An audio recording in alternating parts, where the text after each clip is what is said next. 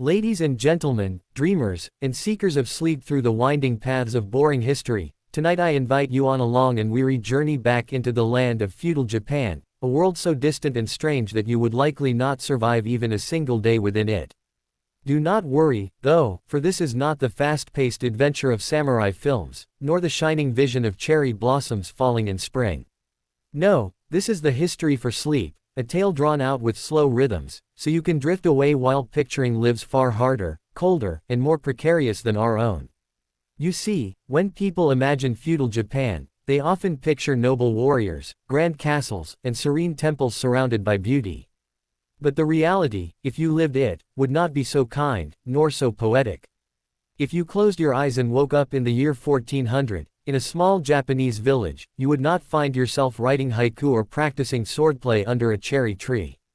No, instead, you would wake up hungry, cold, and under the rule of someone who held your life, labor, and future in the palm of their hand.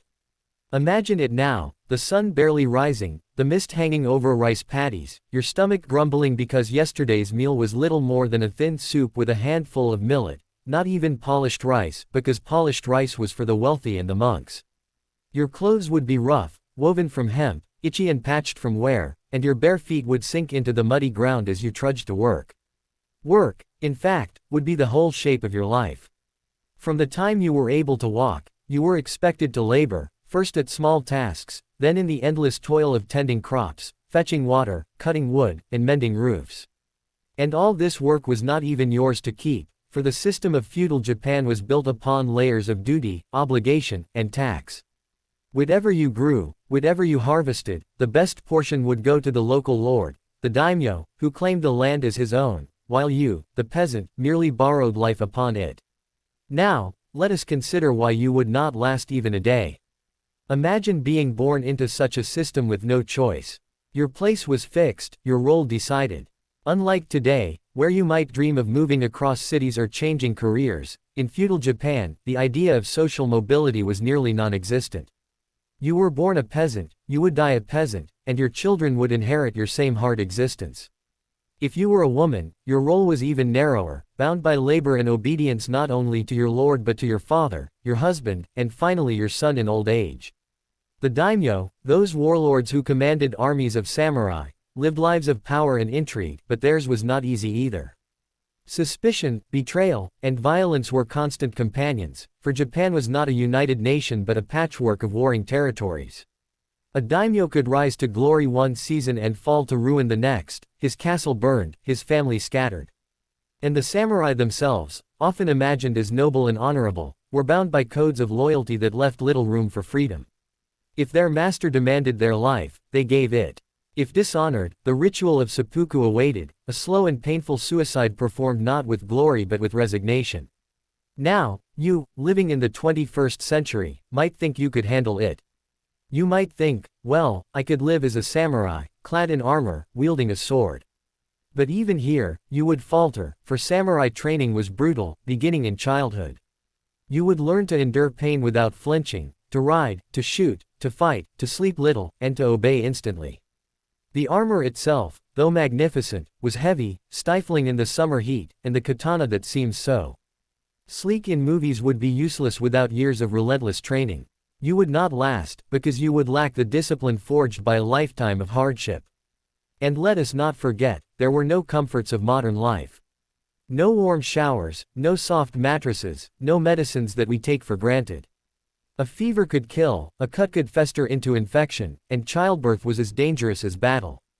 Insects thrived in the humid summers, winters were bone-achingly cold, and the food supply was forever uncertain.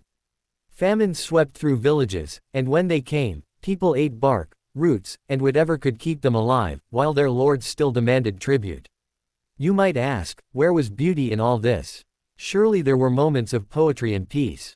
Yes, but beauty was often reserved for the elite. The refined arts of tea ceremony, no theater, calligraphy, and haiku were cultivated by those with time and resources. For the common person, survival came first. Entertainment might be a local festival, a chance to dance, drink, and forget for a night the grind of life. But even then, festivals often doubled as times when taxes were collected, or when new orders were proclaimed by the lord's officials. If you imagine resisting, you would not last long either. Rebellion was rare and dangerous. To rise against one's daimyo was to invite swift punishment, often death, not just for you but for your family. Collective punishment was common. Entire villages could be burned for disobedience, their people scattered or enslaved. The authority of the samurai was absolute, and their swords reminded peasants of this daily. What of the monks and priests? Religion offered some solace, but temples, too, were woven into the system of power. Temples demanded labor and offerings. They acted as centers of learning, but few peasants could read. You might stumble into a temple, hoping for peace, but instead find long rituals you do not understand, and the weight of superstition pressing down.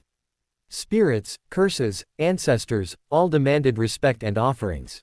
A sickness in your family might be seen as the result of spiritual imbalance rather than infection, and you would spend what little you had on rituals to cleanse it. The castles of Japan, which we admire today as picturesque landmarks, were fortresses of oppression. Within their walls lived warriors, administrators, and the daimyo's family, all sustained by the labor of thousands beyond. You, an outsider, would not enter those walls except perhaps as a servant, scrubbing floors, carrying buckets, or being ordered about without thanks.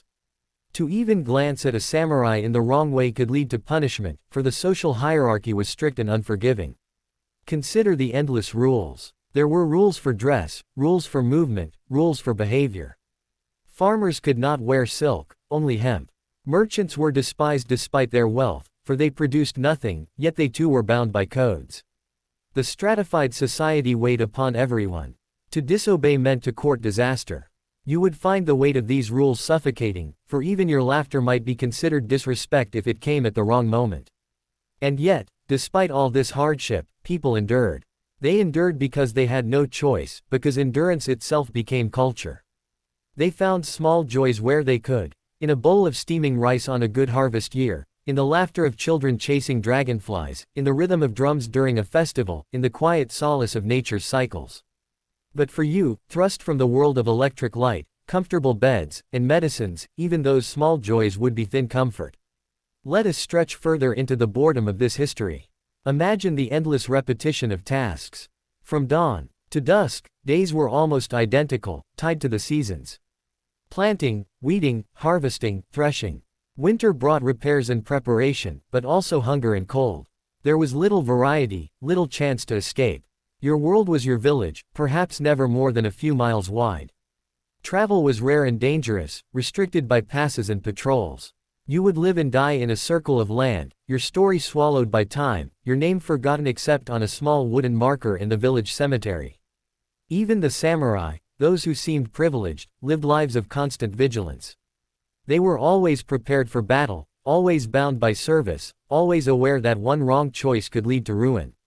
They could be ordered to relocate, leaving behind lands and friends. They could spend years away from home, guarding their daimyo or patrolling borders. And in times of peace, their warrior skills could become a burden, leading them to idleness, debt, or dishonor. You, my modern listener, would crave comfort, freedom, and meaning, and you would find little of it here. You would be tested by hunger, crushed by obligation, and silenced by authority. You would not last a day, because your heart would resist, your body would falter, and your mind would despair at the unyielding constraints. Feudal Japan was not built for dreamers like you. It was built on order, loyalty, and labor, enforced by sword and duty. And yet, as we drift in this long telling, perhaps you can see why boring history serves as such fine company for sleep. The past was harsh, its details heavy, its rhythm slow. To imagine yourself there is to weigh down your thoughts with the burdens of those who came before, to lull your restless mind with the steady plot of their days. And so, as the images of rice fields, samurai, and wooden huts fill your mind, you may find your eyelids growing heavy. Let the history of feudal Japan, with all its rigid hierarchies and endless toil, carry you gently into dreams, where you can escape its harshness and awaken once more to the comforts of the modern world, thankful that you need never test whether you could last even a single day in that distant time.